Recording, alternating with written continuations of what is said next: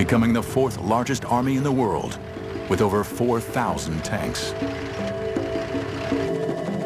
On August 2nd, 1990, Iraq invaded Kuwait. For 15 years, the A-10 waited for the chance to justify its place in the Air Force's arsenal. For the Warthog, it's now make or break time. When the first Gulf War started and our squadron deployed down there, approaching that time period, the Air Force was considering getting rid of the airplane. It wasn't until the Gulf War came around that we proved the fact that we are a capable cast platform. When the war broke out on January 16, 1991, there was an urgent need for a missile-launching Tankbuster. The A-10s were committed to combat for the very first time. Back then, you know, we had nobody with combat experience except for a few of the very senior leadership that had flown in Vietnam. So a lot of people were unsure what to expect. Deployed to the Gulf to back up coalition ground forces, A-10 squadrons launched on Iraq's thousands of tanks in the mother of all battles. First day, I'll never forget that feeling. It was like, wow, this is the big game. You know, you're real pumped up, adrenaline's flowing. You know, let's go. You know, you go in, we hit a target, and I remember looking down and going, what's all that glittery stuff down there? And sure enough, it was, you know, them shooting. Oh, whoa, they're shooting at us. And that's when it kind of hit you, you know, this isn't just training anymore. The way that I saw the Iraqis working is, if they knew we were going to hit something, they moved it. And they played lots of shell games. And it's kind of like, you know, where are they hiding it now?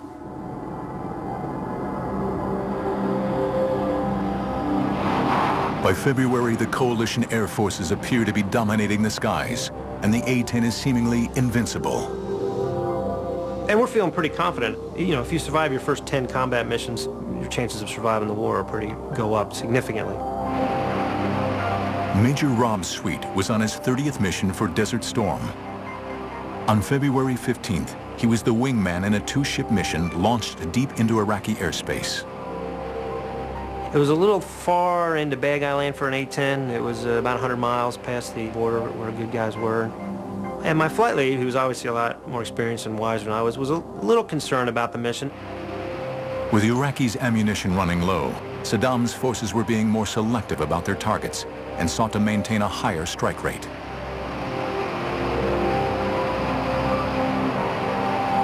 So we said, all right, well, we won't hang out as much, and the target will take 2-3 passes, and then we'll leave, go somewhere else. It was a formation of tanks in a circle about 3 miles in diameter, no craters anywhere, and we were kind of aware that maybe these were plywood dummy targets. Sweet's flight leader rolled in to take a closer look at the target, and then clears his wingman in. For Sweet, what began as a routine mission was about to turn into his worst nightmare. As I'm coming off, sure enough, here comes the SAM. Well, whoa, that ain't good. But if you see it, you can beat it. So I saw it, put out some chaff flare, I kind of pulled around it, and it missed, sure enough. But a guy who was close. In fact, that is as close as I'd ever been come to getting hit by anything. So I went from being, whoa, that scared the living daylights out of me, to losing my professionalism somewhat and getting really pissed off at this guy for scaring me. So he was going to die for doing that. As I was rolling in, you know, I felt a loud bang in the airplane, and I went, ooh, that isn't good. And I looked back, and I didn't like what I saw.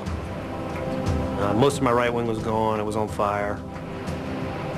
Thinking to myself, okay, bad hit, but there's still some wing on there, and I should be able to fly it out of there, and the A-10's pretty rugged. The Iraqi missile, which would have destroyed most other fighters, seriously cripples the A-10. The plane enters a steep spin/spiral, starts spiraling on down. I'm throwing switches trying to recover. I'm yelling, yeah, I can't recover, and then I start to panic. And I remember just seeing a desert coming up like this. Time to get out. The Aces II ejection seat is a fully automatic catapult rocket system. Once ejected, the parachute automatically deploys. I'm coming down on my parachute, and I see my A-10 hit the ground.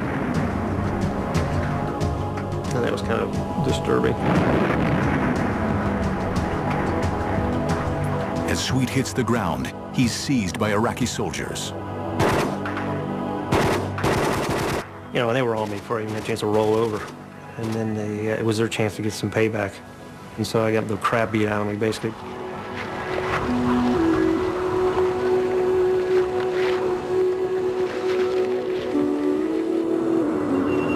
He's taken away to a command bunker and interrogated. I thought I was going to get shot at any moment, you know. It took me about 3 days to figure out, hey, they weren't going to just arbitrarily execute me. It was worth something to them, propaganda or intelligence or something. In March, Major Rob Sweet is eventually released as part of the prisoner release program. This is when I found out what happened to my flight lead. After I had been shot down, my flight lead had been shot down. And it turns out he never got out. Lucky to be alive, he spent 4 months recovering from his ordeal. If I would have been flying any other fighter when I was hit by the SAM, and it was a bad hit, I'd be dead right now. But despite this, the aircraft proves more versatile and better able to survive over enemy territory than anyone expects. During the 40-day conflict, the A-10 force destroys 987 tanks, 926 artillery pieces, 1,355 combat vehicles, 10 fighters on the ground, and 2 helicopters shot in air-to-air engagements. The A-10 earned a new nickname, the Tankbuster.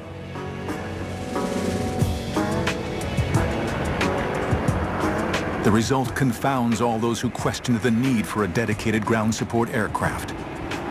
Flying a staggering 8,500 missions, A-10s are responsible for more than half of Iraq's losses of military equipment in Operation Desert Storm.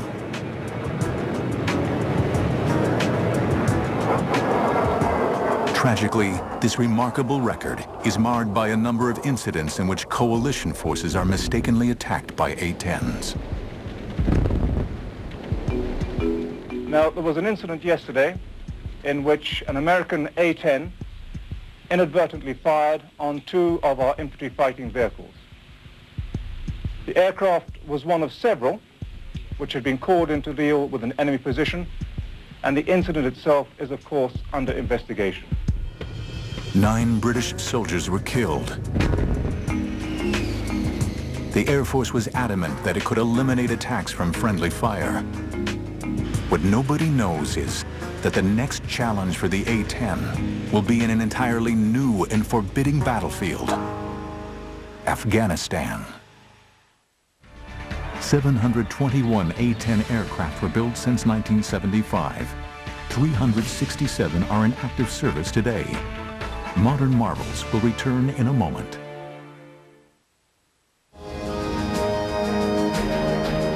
The A-10 proved itself a success in Desert Storm. But for this aging aircraft to remain integral to the Air Force attack plan, it would have to meet the constraints of an ever-changing battlefield. The A-10 got quite a few upgrades. No new engines or anything like that, but more avionics upgrades. We were able to incorporate systems that had come online, the global positioning satellite systems.